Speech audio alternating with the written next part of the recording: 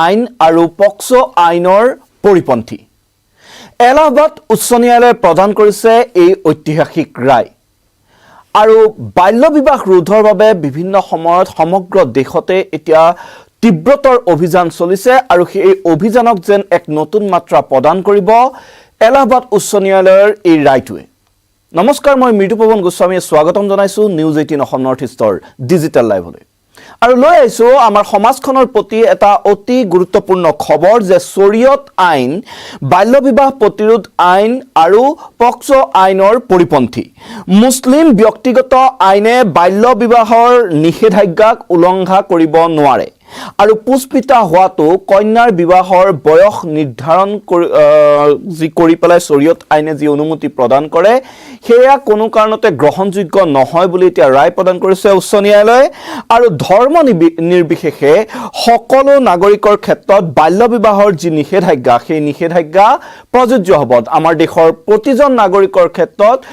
বিভিন্ন যিকোনো ধৰ্মৰে তেওঁ হ'ব পাৰে কিন্তু তেওঁৰ ক্ষেত্ৰত এই বাল্য বিবাহৰ যি নিষেধাজ্ঞা আছে হেয়া প্ৰযোজ্য হ'ব আৰু এলাহাবাদ উচ্চ ন্যায়ালয়ে এই গুৰুত্বপূৰ্ণ ঐতিহাসিক ৰায় প্ৰদান কৰিছে আৰু এগৰাকী 16 বছৰীয়া কিশোৰীৰ বিবাহ বন্ধ কৰাৰ এখন যি এজাহাৰ আছিল সেই এজাহাৰ বিবাহ বন্ধ কৰাৰ ক্ষেত্ৰত আৰক্ষী আৰু চাইল্ডলাইনক বাধা প্ৰদান কৰাৰ বাবে এখন এজাহাৰ দাখিল হৈছিল আৰু সেই এজাহাৰখন খাৰিজ কৰাৰ বাবে যি গোচৰৰ শুনানি হৈছিল সেই শুনানি লৈ সেই এজাহাৰখন খাৰিজ কৰিবলৈ অস্বীকাৰ কৰিছে এতিয়া এলাহাবাদ উচ্চ ন্যায়ালয়ে আৰু মুছলিম ব্যক্তিগত আইনে পক্সো বা বাল্য বিবাহ প্ৰতিৰোধী আইনক অতিক্ৰম কৰিব নোৱাৰে বুলি স্পষ্ট কৰি দিছে এলাহাবাদ উচ্চ ন্যায়ালয়ে বুলন্দ চহৰত এগৰাকী 16 বছৰীয়া কিশোৰীৰ বিবাহ বন্ধ কৰাৰ প্ৰচেষ্টাক কেন্দ্ৰ কৰি এখন এজাহাৰ ৰুজু হৈছিল আৰু সেই এজাহাৰখন এতিয়া খাৰিজ কৰিবলৈ অস্বীকাৰ কৰিছে এলাহাবাদ উচ্চ ন্যায়ালয় আৰু ন্যায়ালয়ে কয় যে ব্যক্তিগত আইনসমূহে বাল্য বিবাহ প্ৰতিৰোধ আইন যি পিচিএমএ অধীনত থকা বাল্য বিবাহৰ নিষেধাজ্ঞা আৰু পক্সো আইনৰ অধীনত থকা সুৰক্ষাক অতিক্ৰম কৰিব নোৱাৰে বাৰ এণ্ড বেঞ্চৰ প্ৰতিবেদন অনুসৰি এলাহাবাদ উচ্চ ন্যায়ালয়ে ৰায় দিছে যে মুছলিম ব্যক্তিগত আইনকে ধৰি কোনো ব্যক্তিগত আইনী এই যে বাল্য বিবাহ প্ৰতিৰোধ আইন 2006 সেই বাল্য বিবাহ প্ৰতিৰোধ আইন 2006 অধীনত থকা নিষেধাজ্ঞাসমূহ উলংঘা কৰিব নোৱাৰে তাৰ সমান্তৰালকৈ নাবালকৰ ওপৰত যৌন অপৰাধ ৰোধ তথা সুৰক্ষাৰ বাবে প্ৰণয়ন কৰা আইন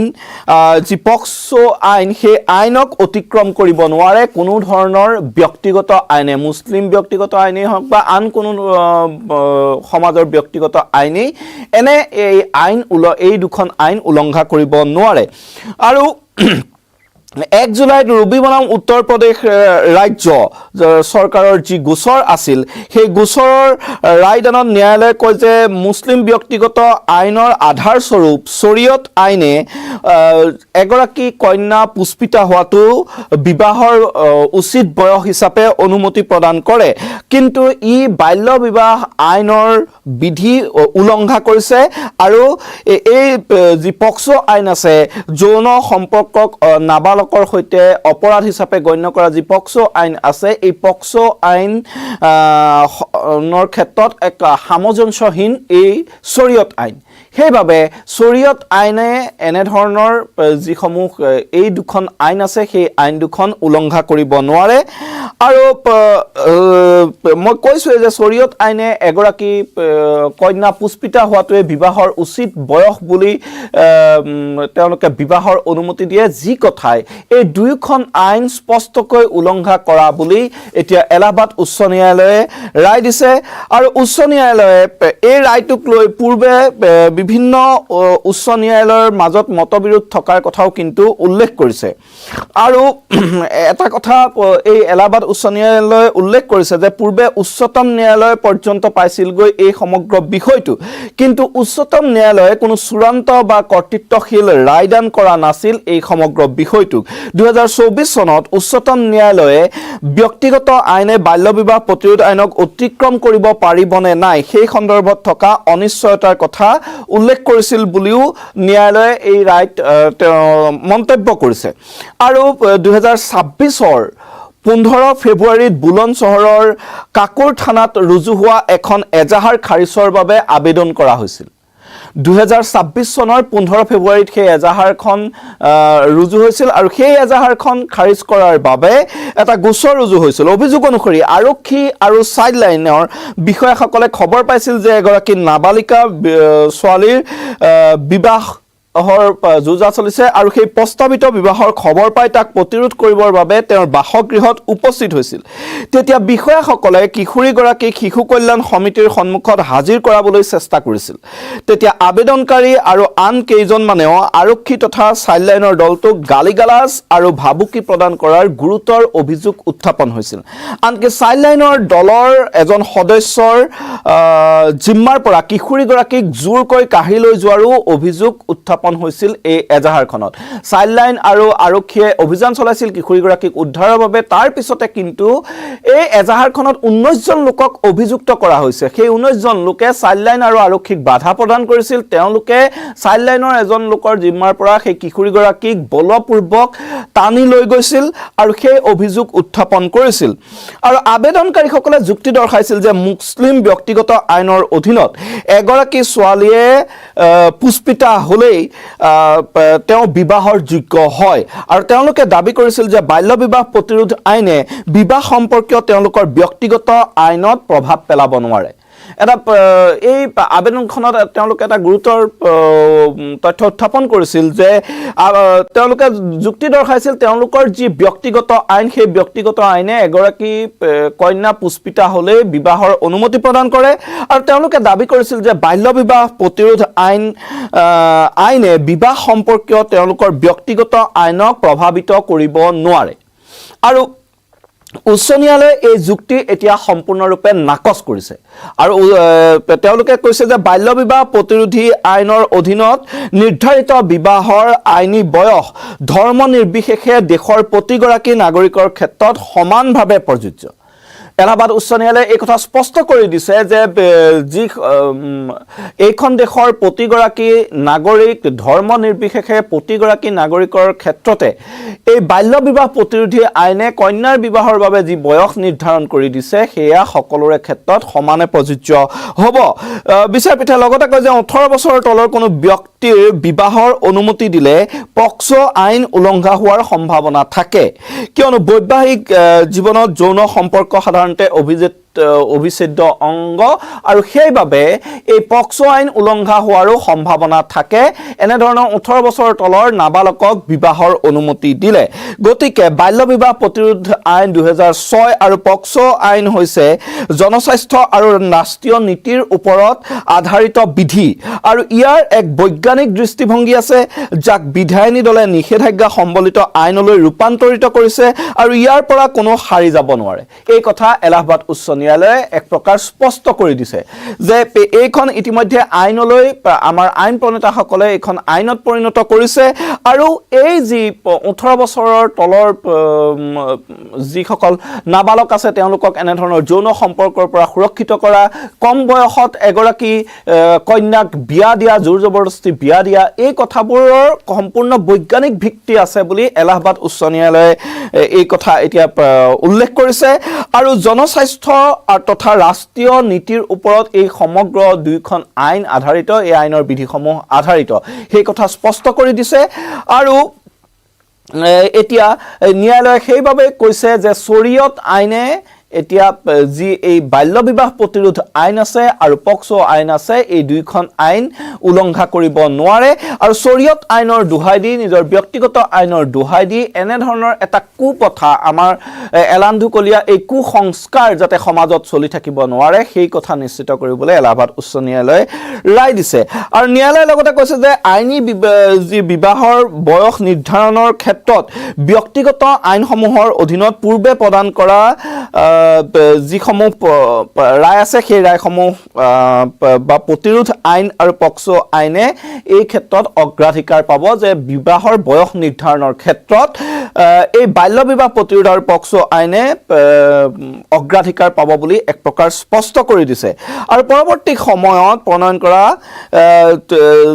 যিকোনো বিধিয়ে ইয়াক বা পূৰ্বৰে পৰা থকা যিকোনো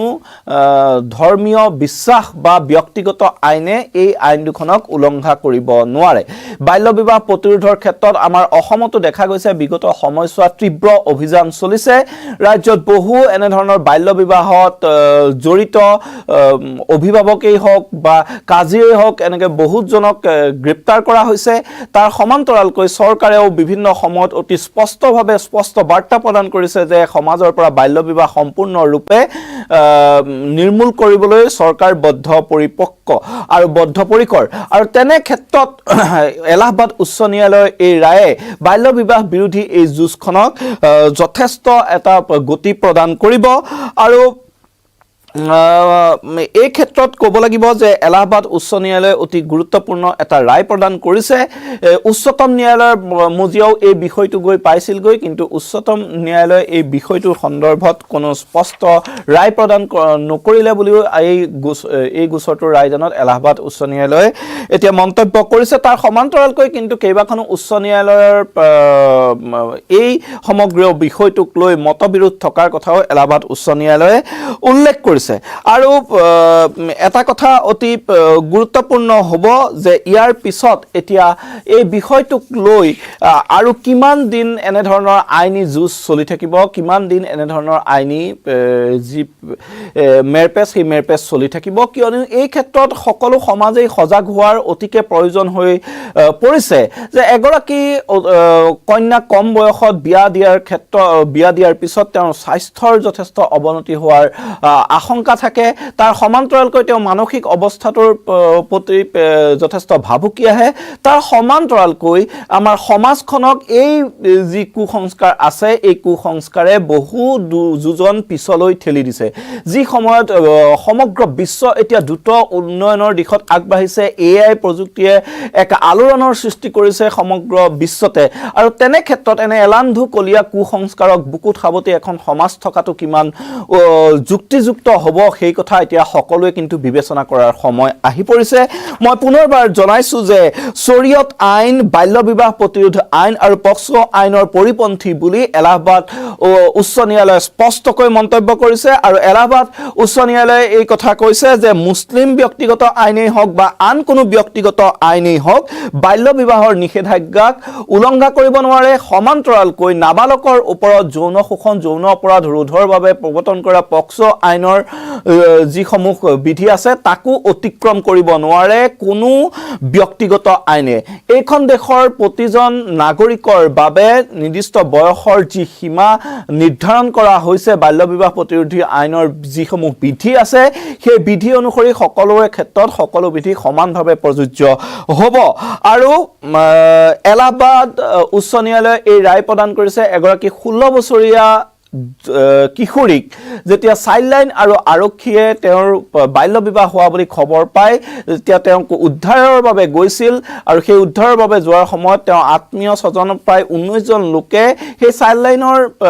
লগতে আৰক্ষীৰ লোকসকলক তেওঁলোকে বিভিন্ন গালিগালাজ আৰু আক্ৰমণ কৰাৰ লগতে ভাবুকি প্ৰদান কৰাৰ অভিযোগ উঠিছিল তাৰ সমান্তৰালকৈ এই যিগৰাকী ভুক্তভোগী কিশোৰী সেই কিশোৰীগৰাকীক চাইল্ডলাইনৰ জিম্মাৰ পৰা বলপূৰ্বক লৈ যোৱাৰো অভিযোগ উত্থাপন হৈছিল আৰু সেই অভিযোগতে এখন এজাহাৰ ৰুজু কৰিছিল আৰু সেই এজাহাৰখন খাৰিজ কৰিবৰ বাবে যি আবেদন দাখিল কৰা হৈছিল এলাহাবাদ উচ্চ ন্যায়ালয়ত এলাহাবাদ উচ্চ ন্যায়ালয়ে সেই আবেদন খাৰিজ কৰিছে আৰু লগতে এই গুৰুত্বপূৰ্ণ ৰায় প্ৰদান কৰিছে যে কোনো মুছলিম ব্যক্তিগত আইনেই হওক বা আন কোনো ব্যক্তিগত আইনেই হওক এই যি বাল্য বিবাহ প্ৰতিৰোধ আইন আছে আৰু পক্সো আইন আছে তাক উলংঘা কৰিব নোৱাৰিব তাক অতিক্ৰম কৰিব নোৱাৰিব এই মুহূৰ্তত মই মৃদুপৱনে বিদায় লৈছো সকলোকে ধন্যবাদ জনাইছো